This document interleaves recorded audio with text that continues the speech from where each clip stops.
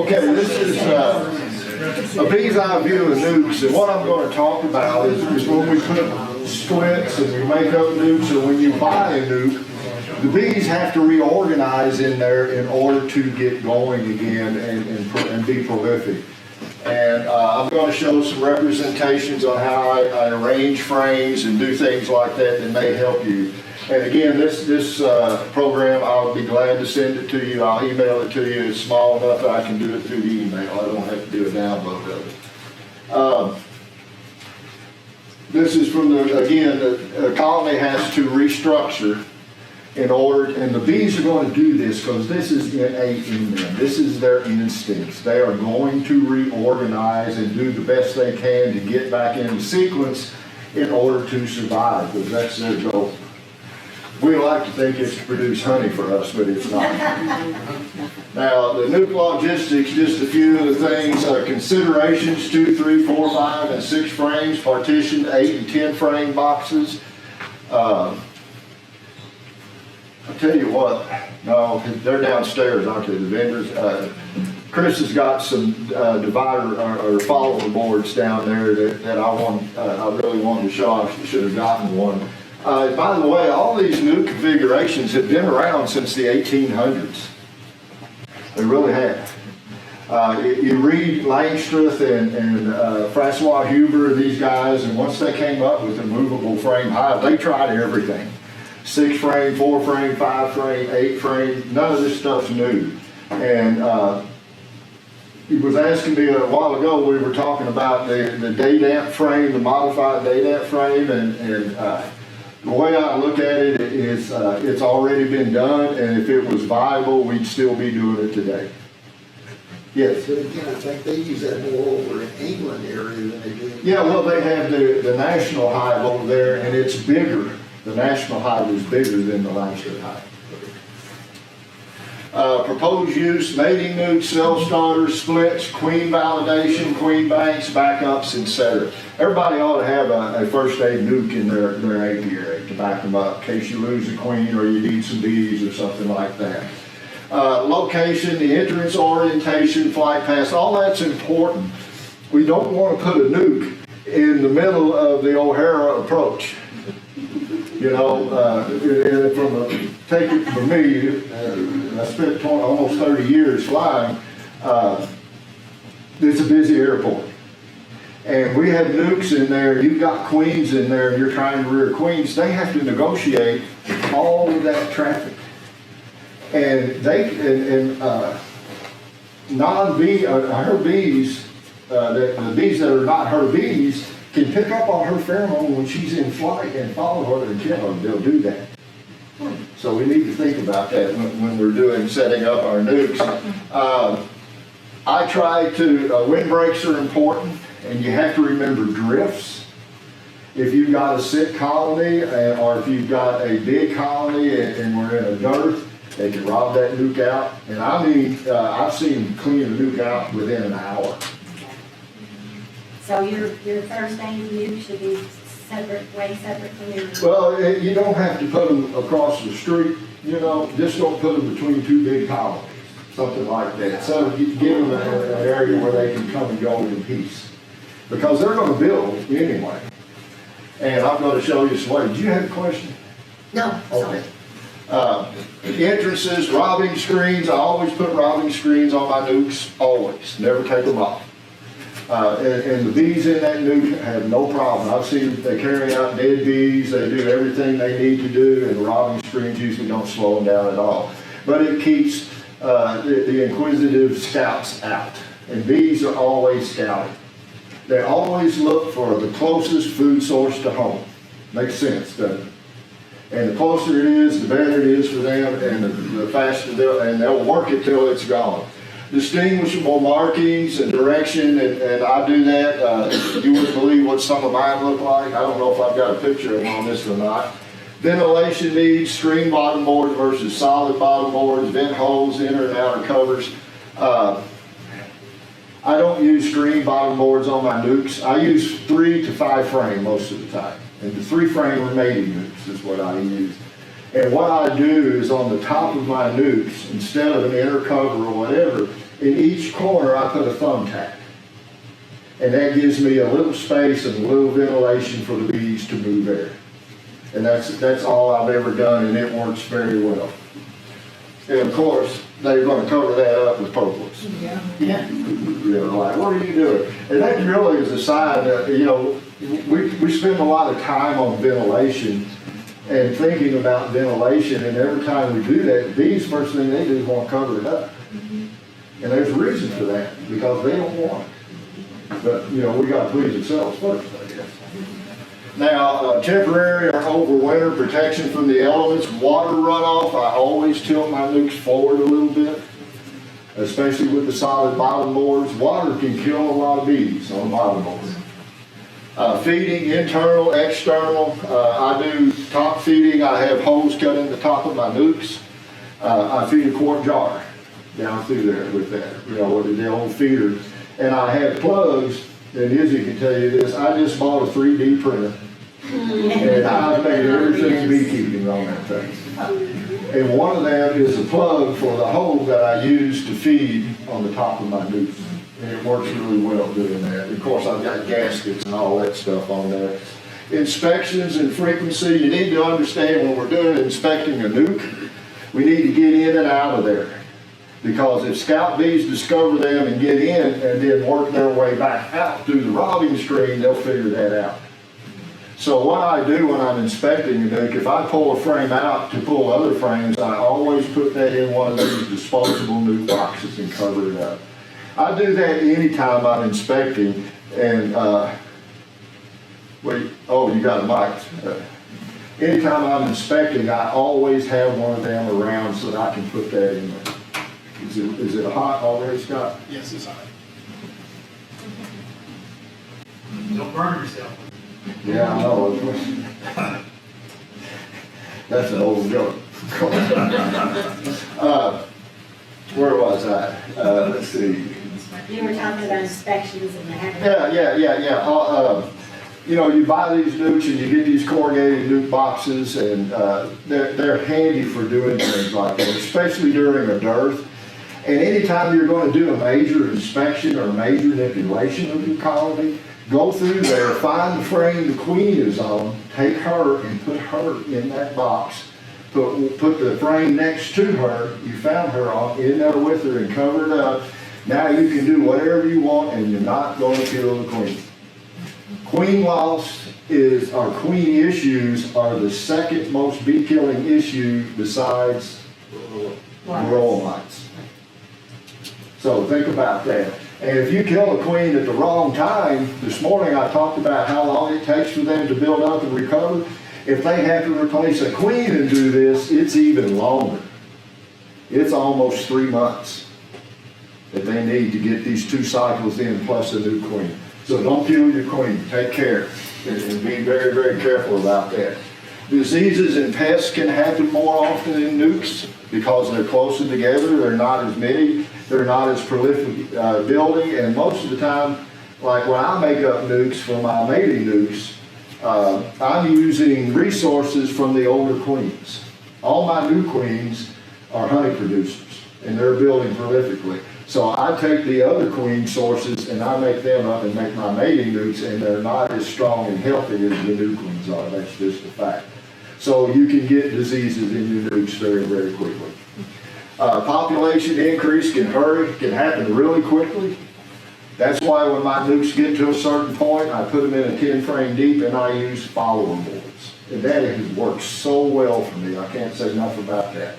And it's cheap to do.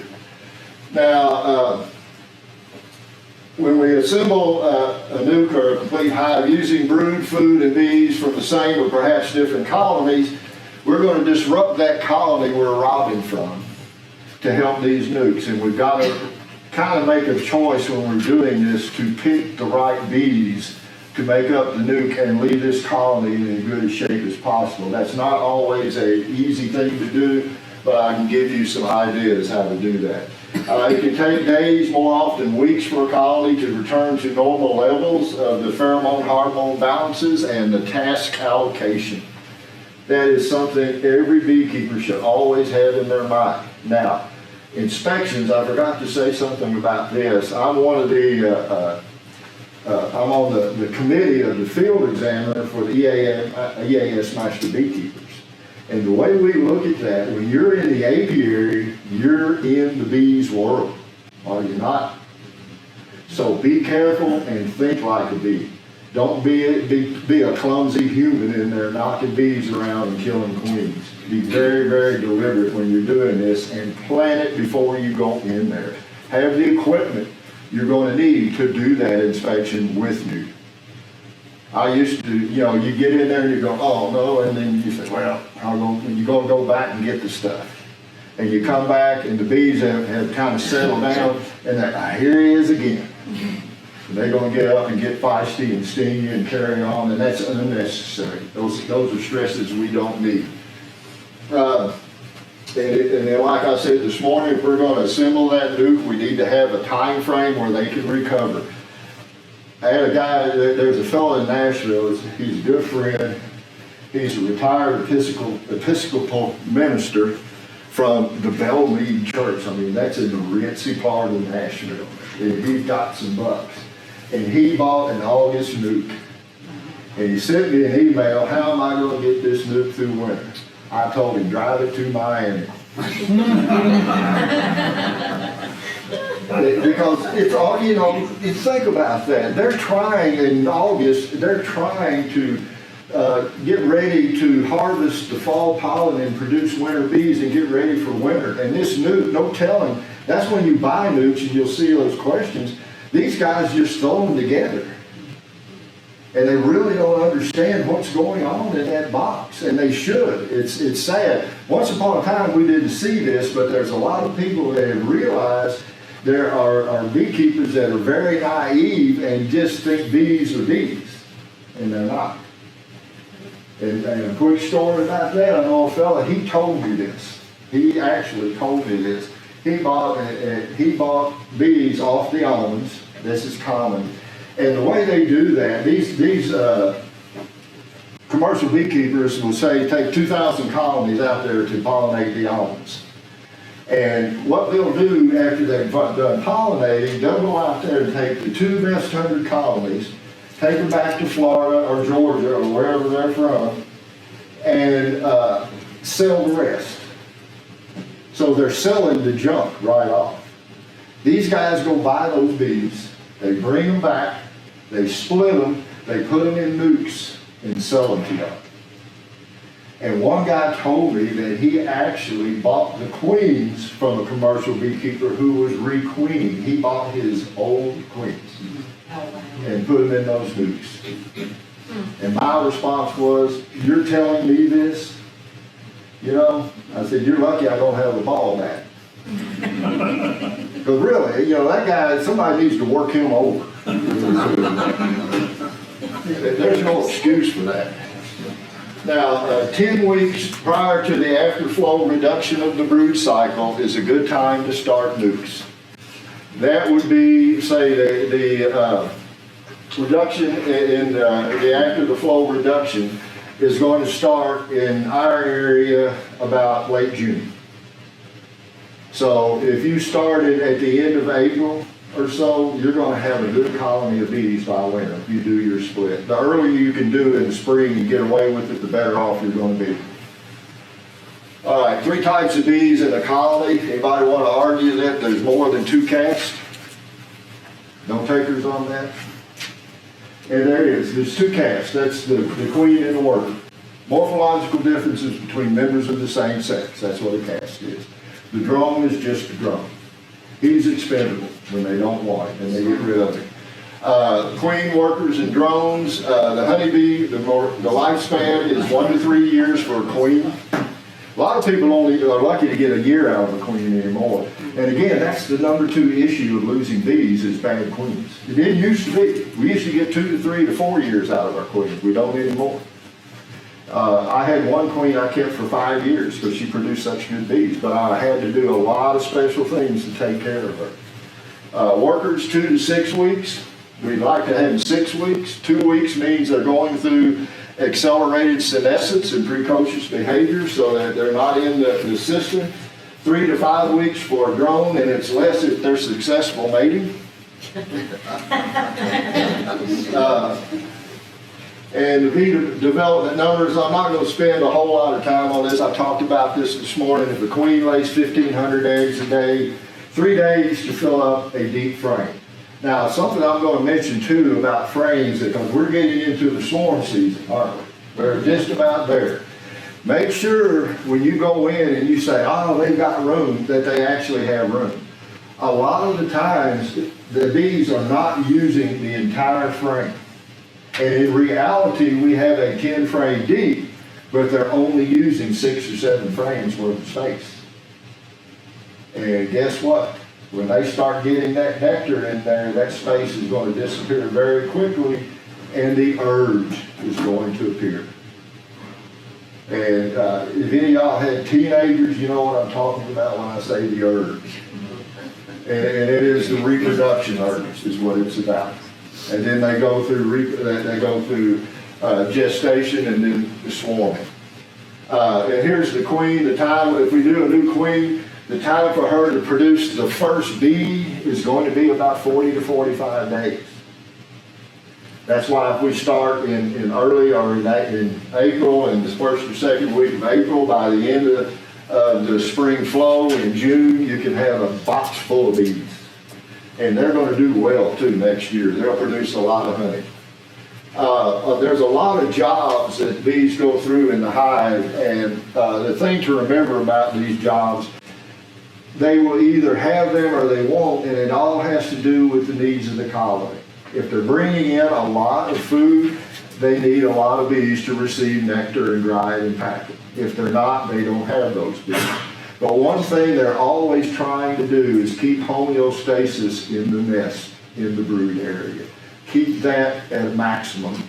Not always with the queen, but the queen will not always be maximum because of the outside food sources.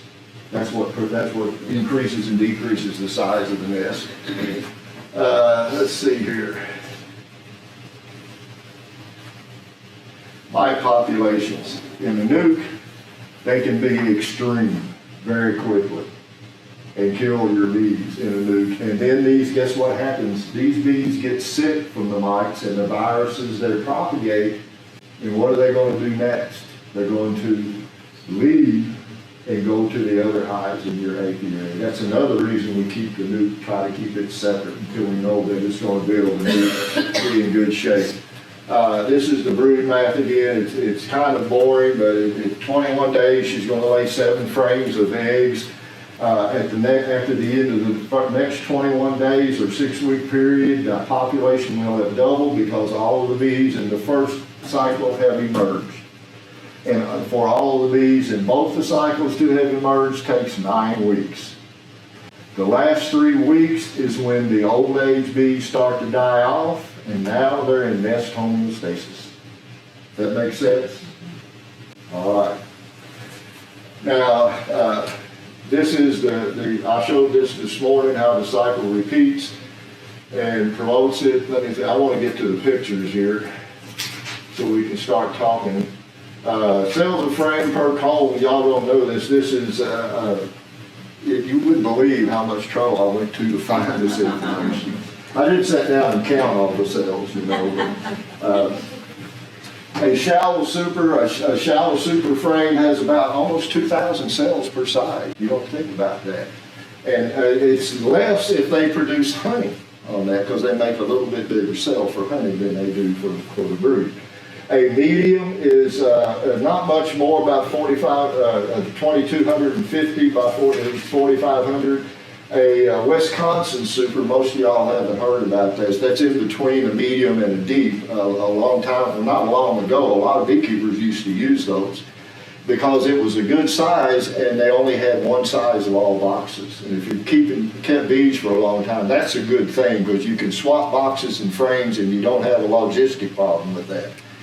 And you can still buy them. You have to go online. I think Western Bee still sells them. And of course, the deep super has about 6,850 cells per side, total on there. And again, the bees don't pull it all the way out to the edges, etc., and use every cell in there. So you have to think about that when they get to swarm. This is what one of my hives looks like, and you can see these are good bees. This kind of tells me I've got hygienics going on. They're pulling out some mite problems, but they don't work out here. And the colder the weather is, the less of this space out here they're going to use. They need heat to keep the brood nest warm, so they'll try to fill this up with honey, and they do a lot, but when that honey gets cold, they won't touch it either. And you've got to think about this when swarm season's coming up, because we have these up and down cold spells, and you see honey out here, you say that ain't no big deal. Yes, it is. Because where are they going to put it? If they're not going to uncap this and use it, where are they going to put the honey? In here. And what happens when they do that? The urge hits home. And they start, and once bees start to get into the swarm sequence, and they want to do that, that's their goal after they build up. Once they get into the swarm sequence, it's very difficult to stop that.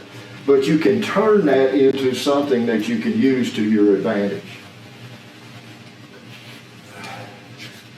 Yeah, and it takes 12 days. A frame can be completely emerged in 12 days.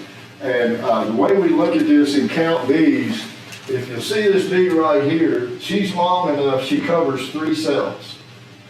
See that?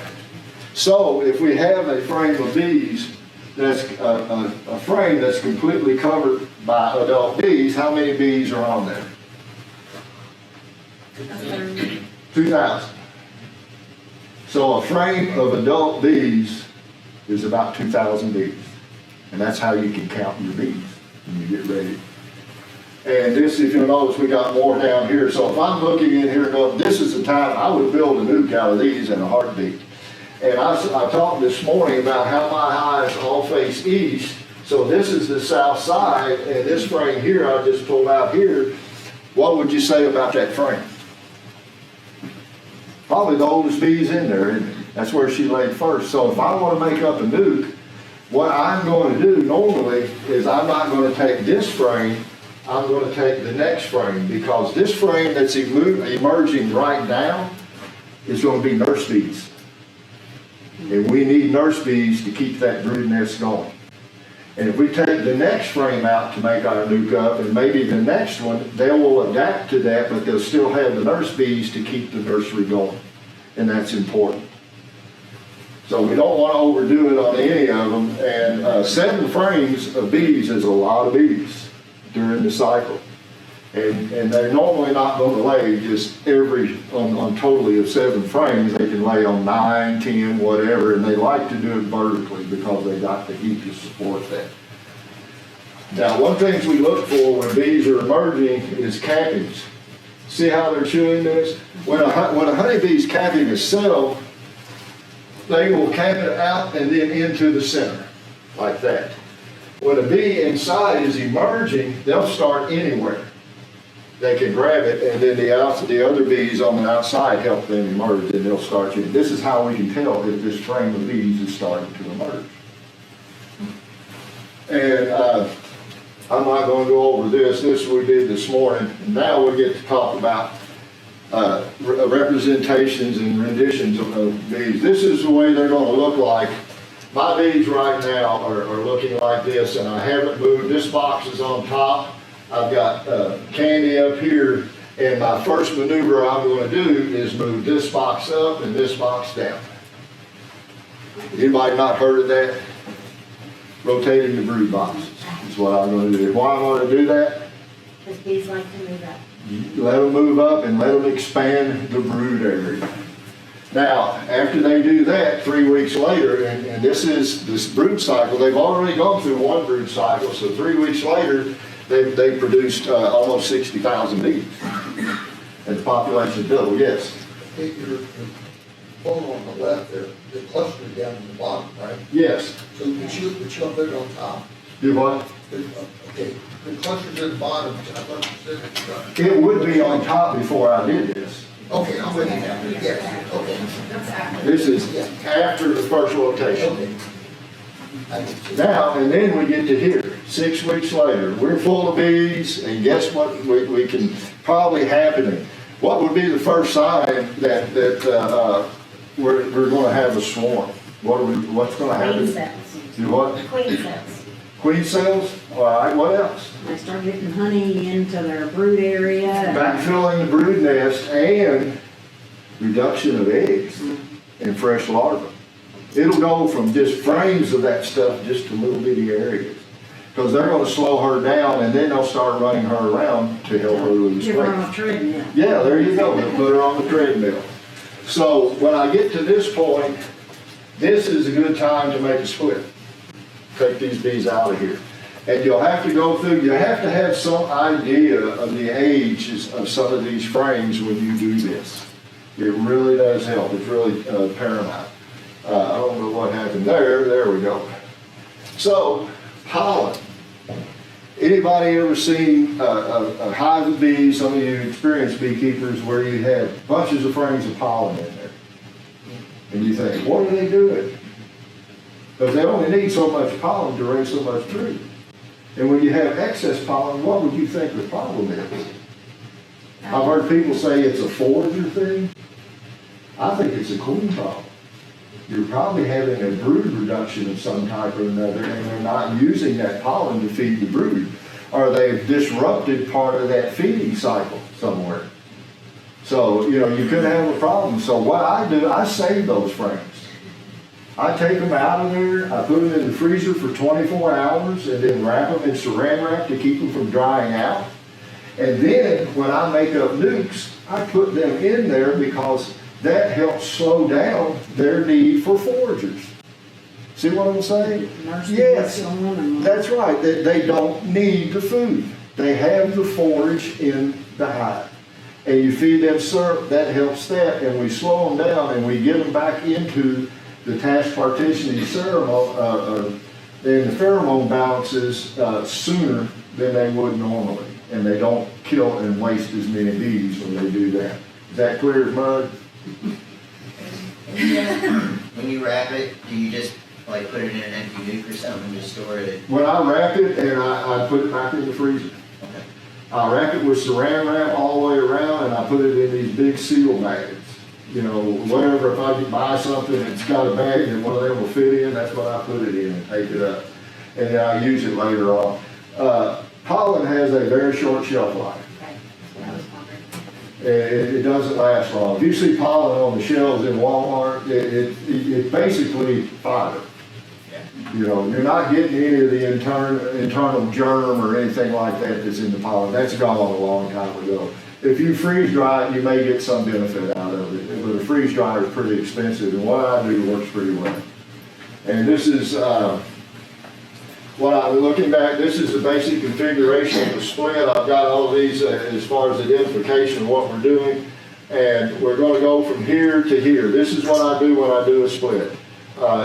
Most of you guys are going to do this and have this configuration where you have 5 frames in here. You've got food, you've got foundation, you've got brood, and maybe 2 frames of brood, one with eggs, one with not with eggs. And empty comb is okay. I don't ever put foundation in at first. Don't do that. That's another thing that drives me about people that sell nukes. 5 frames and one of them is a frame of foundation. And at $200, that's $50 a frame. You're paying $50 for a $5 frame of foundation. It shouldn't be that way. And the people I know that do good nukes don't do that. So we've gone from there, and now this is how I do it. I use this, and I'm going to go even further on this, and I feed them internally like syrup, and I'm always going to have one of those frames of pollen in here. I want to preserve the ages that they have in there. I don't want them to become foragers ahead of the time, and the syrup and the pollen in there makes up for that. They're still going to go through some of that senescence. That's going to happen, but this helps slow it down, and that's what we're trying to do. Now this is how you can do it with a follower board, and I want to show you a follower board here. All this is a partition. That's it. We're just going to try to keep the bees over here together and not over here wondering what this empty space is about. And you see so many beginners, and even doing a split, and you'll see beginners make up take their nuke and put it in a 10 frame deep, put 5 frames of foundation over here and 10 frames of foundation on top of them. And the bees are like, what? What are we going to do with all of this? And if you promote vertical expansion like this, and again, this is how I do this, and I feed internally. If you promote vertical expansion like this, it's astounding how fast they will build up because we're promoting their system. What they're going to do is raise brood down here, and then you can move some brood up and maybe put a frame of foundation here in between. But and they will draw, because of the heat coming up here, they will draw that frame of foundation into a pristine new comb in 3 to 4 days. It's pretty amazing how fast they do that. And you want to take advantage of that. And this is only going to happen when? In the spring, because they have everything they need. My friend David Byrne, I don't know if you know David, he's got a lot of YouTube videos out there. He's a buddy of mine, and he fed them some colored syrup one year. I saw that, the red. Only he would do that. It's funny. And they did draw it out to a point, but it's just like bees and queens we rear after the flow. It's a shadow of what they're going to do during the spring. And I think that's the best way for me to describe that. So we get to this phase, and what I like about this, even if you're going into the fall and into the winter and you treat it from lights, you can continue to feed liquid down here. If you feed up here, there's a chance that pressure changes can cause this thing to leak and get down here and wet your bees. If a bee gets wet, it's done. They can't thermal regulate. They're going to die. Wet bees are dead bees. That's for sure. So do you make your follower board a little bit more shallow to use that board with feeder inside there? No, actually, if you make it to the, and I'll do the dimensions on this. We'll set this down. This is going to go almost to the top of your 10 frame deep, okay, or your nuke or whatever. This goes to the bottom, no further. And if you do that, between this and the one below this, it's only going to be maybe 3/16 of an inch. Bees can probably get through there, but they're not. There's nothing for them to do over here. We're trying to keep them over here where the pheromone is. If you've ever not used one of these and had a lot of empty frames, you'll see bees over here meandering, checking things out. And that's because that's their nature. So we're trying to quell that, and it does work. And like I said, I just use corrugated plastic. You find a good elections over and run around and pick up a bunch of them boards and make them stick. They work better. But they have to be up to get to that too. That's what I was asking about. You have that board. Yeah, well, what I'm saying, the bottom board is this thick. Remember, it's got this much space in it. Right, yeah. Around that, so this doesn't go all the way down to the bottom board. And those entrance feeders, and you never use an entrance feeder in an entrance, okay? But the entrance feeders will fit right under here. And you can put 2 or 3 of them in there if you want. You have the room for it. And you can feed them right up till it gets so cold that you want to put the candy on. And they take this and it helps the adults and it helps keep them alive, and they will put it up. And the old rule of thumb in feeding is if we want them to store it, we feed them 2 to 1 because it's closer to the water percentage of nectar and honey, and they'll store it. If we want them to build with it, we feed them 1 to 1 because it's readily available for them to use almost immediately. And some people feed 1 to 1 all the way during the fall, and I don't have a problem with that either, but that's a judgment call on their part. But this is out of plywood, and what I'll do is just take a scrap stick like this, and I'll staple a piece of corrugated plastic to the end of it, these dimensions, and set one on top of the other. I have taken old frames that, moth damaged or whatever, cut the wax out and pop a piece of that plastic, corrugated plastic, you know what I'm talking about? Yeah. Election signs, and cut it like you would a piece of foundation and just pop it in there. I mean, it's very forgiving. Yeah, it works. And It I went works. through a process with John where he made them initially and I made some with taping it Everybody up tries to and- improve on my design. Yeah. Yeah, and then they would eat the tape and all that, so we just. But when I use these with the corrugated plastic, I push this up against the comb, and we have bee space. So they're not going to be attempted to build wax on here. And this goes almost out to the front and the back of the box, but there's about an 1/8 of an inch space in there. And we're just trying to convince the bees they don't need to be over here. We're not going to stop them, so don't go to extra. And if you build them too big, you'll get to the point where you'll buy some boxes that are not quite dimensionally stable and they won't fit. And it's not a lot of fun to get out there and set these things up and put a follower board down and then put another box on top and it pops that follower board out. And you go, oh. And you gotta go back and cut one down or do whatever. But I just use straps, an old frame top bar will work fine for doing this. And corrugated plastic. I've used, just a second, I've used faced insulation, foam board. And I pulled one of them out one spring and the only thing left was the aluminum. It was flopping around in the breeze. The bees chewed all of it, and I'm sure that's not good for them. I'm sure that stuff has all kinds of nasty poisons in it. They probably didn't eat it, they probably took it out. Yeah, I'm sure they did. They do that. But the thing is with the plastic, they cannot bite. Bees have to be able to grab something to chew it. That's like if you ever do a newspaper split, you have to poke holes or wet it, give the bees mandibles, and they can't grab that plastic, and it works very well and it's cheap. And you can put it in a frame if you want to, that'll work. Just, you get about the same results. But we're just trying to corner these bees and keep them. I don't know what Chris sells these for. I don't think it's bad. I think it's $8 or $9 or something like that, which is not bad considering how expensive and outrageous some of this stuff is anymore. When we're doing this, and we say we've had 4 frames of brood down here, and we want to move them up here, and they will move up and start working as well. You have to remember temperature extreme, so we don't want to do this when we're still getting nighttime temperatures in the 40s, in the 30s, because they're going to want to cluster, and we don't want them leaving the brood. So this is another judgment call you have to make. I like to tell people my experiences and put them in the driver's seat with their bees. I think that's the best way to learn. So this is a way that you can do packages with follower boards. Anybody buy packages? Ever done that? Yeah. They're pretty good. Actually, I think a package may be a little bit better at getting back into task partitioning than a nuke will. Especially if the nuke is put together willy-nilly by the way some of these guys do that. And they've got a queen that's not their sister. Bees know that. It's a sisterhood in there, trust me.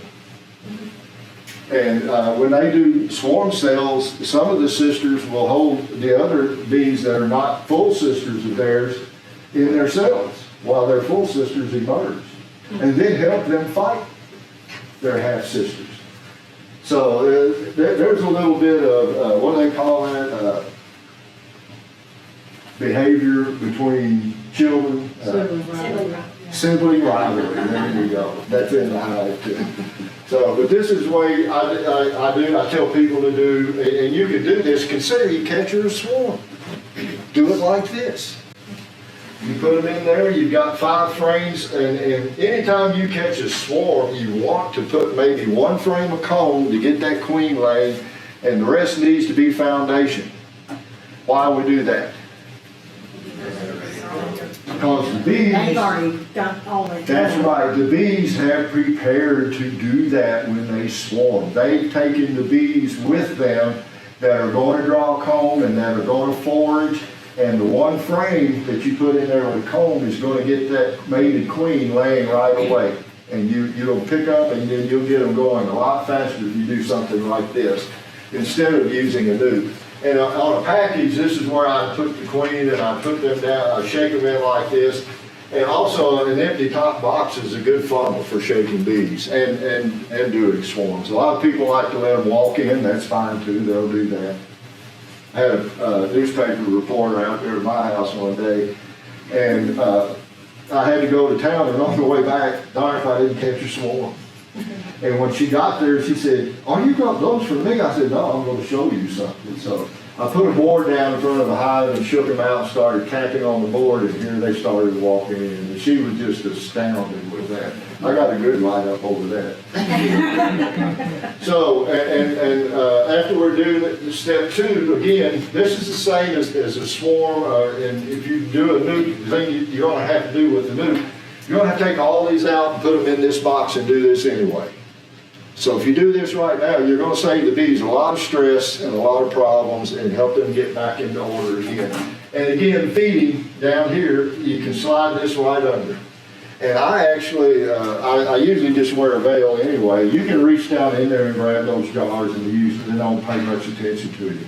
If you bump one up against the hive, they'll sting you then. But this is how I do this. And again, we have to watch about how we move brood and food.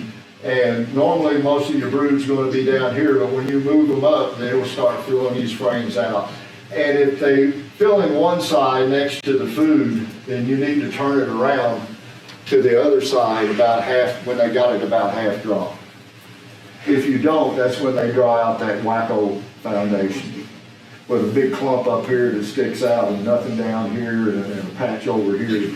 So turn it around, and also that's an indicator when they start doing that the flow is about over, they don't have the necessities to make that good color. And here it is, as it's expanded. You see I moved them out, we got more brood now and food, and I moved those follower boards out, and now I don't have room, I'm going to feed on top. And you can put a deep on there if you want. I've got a feeder that I made that fits over here that I can put jars under. It's made out of a 1x4, and I can use a shallow super on that to feed them with. And here's the dimensions of a follower board. These are kind of, you have to play it by ear again. And like I said, I like to have it go straight up next to the frame that it's touching. And you'll see in both of these I've got pollen in here. And you need to put your pollen next to the brood area. That's where they want it. You have to have that over there where they can get to it or they won't use it. And this is making a split and having a nuke come out of it. So we've got bees over here. They've started building queen cells. We've done a partial split here, a partial split here, and we still made a nuke out of that as well. You have to have a lot of bees when this is going on, but you can do that. I wouldn't recommend it as a beginner. But if you've been doing this a while, this is not a big deal to do. And I do feed 1-to-1 syrup. And this is a nuke I make up for starting queen cells. Anybody graft their own queens? Raise them that way? When you do graft, you have to have what's called a cell starter. And all the old books I've read, every one of the guys that really came up with the queen systems that we use today on grafting, Doolittle, Alley, Smith, C.C. Miller, all of those guys would make up their cell starter in the morning, do their grafts at lunch, and then early afternoon put them in there. Because the urge of these nurse bees in this cell starter would be primed. If you wait a day in a bee's life, you know how long that is in eye life? About 6 years. So things can happen very quickly in there. That's why they did that. And again, these old guys, their powers of observation were amazing. They didn't have Facebook and YouTube and computers.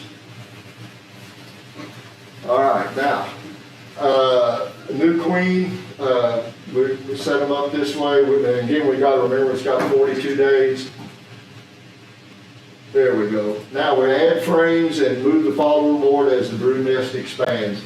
I've gotten to the point sometimes where I left the follower board in there and only had 8/8, and they were doing fine, and then stuck the honey supers on, and they do well with that too. Because they really only need 7 frames for brood. But if you don't have a follower board in there, what they're going to do out here on the edge, they're going to draw this cone out here about that far, and it makes a mess. I was going through some of my hives yesterday and discovered one.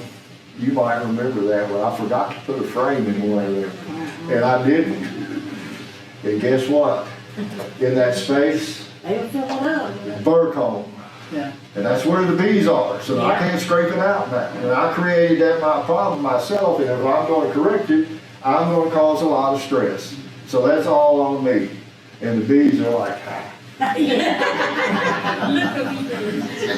We knew you were gonna do that. Yeah. On that, like a file or board like that, you actually staple corrugated plastic? Yeah, I just take a stick of scraps and I'll staple the corrugated plastic to Okay. the. I thought you meant you stapled on. No, just on one side is all you need. I thought you said you did that too. And trust me, I've done everything you can think of making those things. I even took that faced insulation foam and wrapped it with Mylar tape. And they chewed it in. I was thinking, Mylar is tough stuff, but they did. You think, y'all got nothing better to do? So, and then we'll get into questions here too. Honeybees constantly face an obstacle course of stressors that can alter the expression of vital genetic materials. These stressors include chemicals, loss of habitats, parasites, diseases, inbreeding and outbreeding, depression, as well as poor beekeeper management. And a comment on rearing your own queens that people say, well, Joe Blow down the road got these junk bees and they're going to breed with my queen. Yeah, that's probably true, but there's something called polyandry, and that's why queens mate with multiple drones. And the best genes are going to be expressed when they do that. So, trust nature. I've seen some bees that were just so sick that you think wouldn't last a week, make it through winter. They're resilient, in spite of the beekeeper that had them. And I've seen some that I thought were really great that didn't even make it to the cold weather. That's happened. Nature is always culling. Is that not true? Always. Never quits. And bees are part of that. And the way you can look at it, the bees that survive are going to give you better bees down the road. That's the whole point of doing that and doing your Nucs. Now, the ongoing development and understanding of epigenetic influences and gene expression, that's what I was talking about. Bees that are transported have been deprived the opportunity to express the genes because they don't experience the seasons. And they don't. And that's nothing wrong with commercial beekeepers doing that because that's not their purpose. Their purpose is to pollinate. And I'm fine with that, if they want to do that. I just don't like them selling bees to you folks. And I just hope everybody one day down the road, I'll probably be long gone, is back to being backyard beekeepers, producing their own bees, and local people are rearing and raising queens and getting everybody into the scene. And everybody's happy about the honey they produce. And they will. It's amazing. The Kentucky average for honey, you know how much that is? 39 pounds a hive. And you know how much I produce? Over 100. And that's no accident. That's a lot of work. I've driven my wife crazy. She'll tell you that. But I get lots of honey. Catering our management to support the natural mechanisms. I don't think that's so definitive right there. When we do you do produce new queens, again, we try to get them away from the main apiary where they don't have to fly through that traffic to get back to the hive. That's the one time they're extremely vulnerable. Extremely. And we want to get them back and get them mated. Now, when you make up that nuc that has that queen in there, once she has mated, it's important you have sufficient bees in there to support her after mating development. Her spermatheca, the entire part of her laying system is going to mature, and it's only in 3 or 4 days, and she needs the support of bees that are going to feed her the proper nutrients when that happens. Having pollen in there and feeding them some, or even taking a frame of nectar out of another hive and putting it in there, puts her on that road. And again, those queens are just so much better than anything you're going to buy. And you saw this morning. This is the Honeybee Health Coalition website. Please bookmark that on your browser have that for information. Use their guide about hive management to construct your guide. It's very, very well. You won't do better. You won't find anything better. You sure won't find it on Facebook or social media. I'm not on Facebook. I got tired of arguing with people. And this is a great library. This is the Vito Pharma Library. They have one of the best varroa instruction manuals around. And they tell you to monitor about 4 times a year. I monitor every time I open the hive. Every time. I'm looking for signs of mites. Deformed wing virus. If you see a mite, then you got a real problem. Because you shouldn't be seeing it. So you think about that, but you'll see deformed wing virus, and also there are other things that can cause deformed wing virus.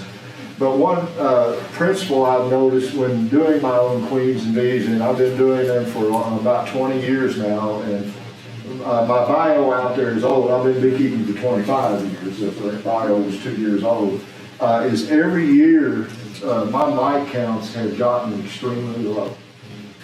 And that is producing the genetic expression that produces immune function. Honeybees depend on colony health to support their immune functions, but if you have them, the genetics that's being expressed to support the immune function, they handle the diseases of mites much better. They really do. And your treatments can, you still have to treat them. I don't think you'll ever get away from that. But the good news, and I'll let you in on this before we go here, is they just did a report in England where they're going around finding lots of feral colonies in the trees. Is this not cool? They're living with mites. So local adaptation is occurring. They estimated 40-something thousand colonies are present now and living in the wild in England. And I know we have them around here. I know we do. When I grew up on the Ohio River, the thing in the spring, I had a dog that loved honey. And of course, the Ohio floods every spring, and then the trees fall down when the water goes down, and inevitably an old rotten bee tree would fall over, and my dog would find it. And he'd come home, and his eyes would be all swollen, and I knew there was a bee tree. And he'd just be wagging his tail. He loved honey, and all against the bees bothered him. And I was finding bees back then. So we know they're out there. We know we have survivor bees out there. And if you work to produce your own bees and queens, and it takes a while, so be very deliberate and when you're buying your queens, and make sure you buy them from a reputable person until you get to the point where you can produce your own. And it gets better and better and better. It really does.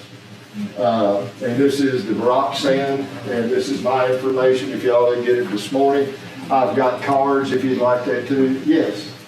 Whenever you do your review, and you take 1 or 2 frames out of the frame that you put back in, how do you place those? Do you check them more again, or you put them back? The frames I put back in, good question. If you've got, when you start drawing brood frames, and you have spaces in there, if you have comb, that's what you want to put in there. Now, if you put foundation in there, depending on where we are in the cycle and the heat that's available, don't put the foundation between 2 frames of open brood. Put it on one side of the open brood over here with cap brood here.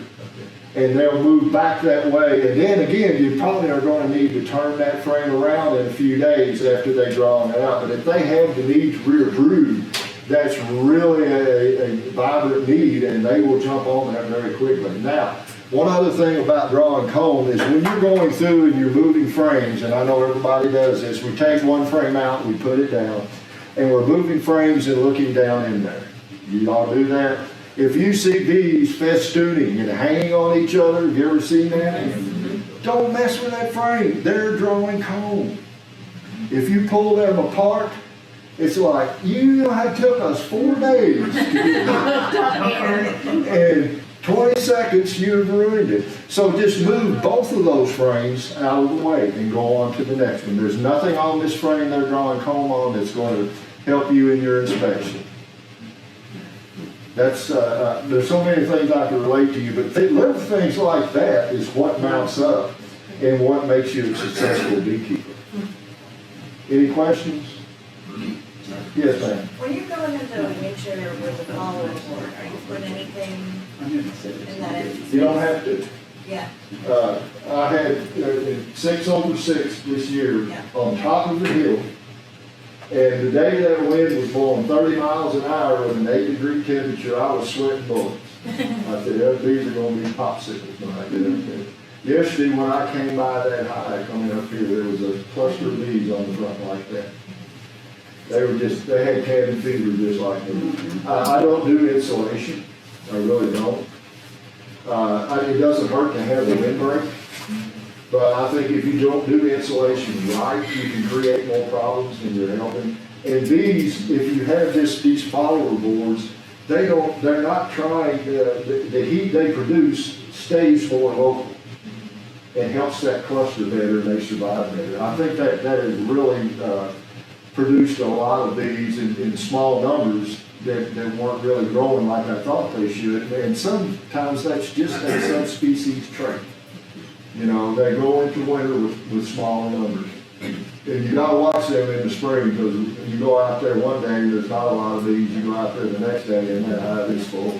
It's like, So when you get ready to go into winter, you'll take a tin frame and you'll take some extra stuff out and you'll put the follower board in. yes. right? Okay. If you got empty frames, you don't need it. You know, and you take food frames and put them over there, you try to get the bees in the bottom, and then you can put a fail safe on top with a shim. I always do that, sugar bricks. Yeah. I bought a concrete mixer. And you just put sugar in, and I put a ½ ounce of vinegar per pound of sugar. And you mix that up and let it harden, and then you can set that on top, and it will feed your bees for I'll a say while. something else about that. It's not going into winter, it's in the fall, I would guess, that when you do that. When I do it in the fall, when the beetles are coming on, the wax moths are coming on, and you're trying to get them ready for winter, and you don't want them to have more space than they need to protect. Yeah. So it's not really fall, it's not really winter, it's more into that early fall. Yeah, time. it's better to get it on earlier than late. I'm talking about the follow boards. Right. I'm talking about Oh, when I yeah, say follow down. board too, yeah, I'll probably do that, where I go through and call and, Yeah. and I'm assessing all my hives for the winter, that's when I do that. And, you know, and be sure to preserve those comb frames, because they're worth their weight in gold. Oh, yeah. And, yes, In the springtime, I either catch or trap or I put them in like you do. yes, And then as they grow, I'll take another dude on top of it. right. I like the idea about following. So if I've got a dude that's got 10 frames, and I need to put it to a 10 frame, would you suggest do it vertically, or would you similar to I'll what do you did? it vertically again, I'll put the 5/5 in the double D, yeah, same direction, I've done that, and now I hardly ever, the only time I use those 5-frame dudes is when I made a queen in a 3-frame and they're just exploding. Right. Some of these queens that you do are just, they'll blow you away how fast, how many eggs they can lay. And then I'll put them in a 5-frame, in that way, but I prefer the double D with the follow frames. Yeah. Do you, you actually split them, the original hive that you split them from, do you, or do you depend on resources, or do you sometimes feed them too, just to get them going? Yeah, you can feed them. Feeding doesn't really hurt, we don't want to overdo it, especially early. But, the bees I rear now, and once the natural food is out there, they won't touch the stuff I did. That's a good feeling too, you know, yeah, y'all know what you're doing, a lot more than I do. Well, another question, I've used, and I've tried to use it as a, I don't know if it's a good option to use for a falling board, but I've also used the in-hire feeders. I know another fellow that does that. And just leave it, if it's empty, you just leave it in there in the winter. I mean, I don't know if it goes as far down as one of the falling Right, boards. do you put syrup in there? Well, I mean, not over the winter time. Okay, I don't use the only type of feeding I do anymore is with the jar and ambergris feeders. It does not drown queen. I had a queen drown in one of those, frame feeders, and that was the last time I used one of those. And you don't spill syrup, you don't, you know, I'll tell you, extra jars with me, I'll pull that one out, put another one in and go on, and keep feeding them. Yes, sir. I got a question about your queen bag bees going into winter. will you make nukes in the winter, because so you got a place where all your queens and queen back I together? don't do queen backs. Okay. They all have their nukes, all my queens stay in my nukes till they're laying, and I move them to hives to build my own population. And I'll have them by winter. I usually draft, 30 to 40 queens, and I'm notorious about calling them. By the 30 or 40, let's say 40 that I had that started out in nukes, probably going into the winter, there'll only be 12 or 15 that I'm going to accept. So it's all right, so you think, okay, just, Yeah, that's, I don't like to say that. That's basically what happened. those bees that you added in your maze is during summer going to the fall, and when you recombine them into another colony. If I have a colony that I know is not gonna make it, first thing you gotta do is assess their health, because you don't wanna put sick bees with healthy bees. Right. And if I do combine them with it, and normally, rarely do I ever combine a new queen. They do, when I call them down to that, they are lights out, they're really going strong. The other sources, I may combine them, the older queens, and I may do that, and I may call it combine them. But, again, you've got to make sure they're not sick. Right. They'll kill both colonies if what happened there. And sometimes that's difficult to ascertain. Any more questions? Thank you for listening to us.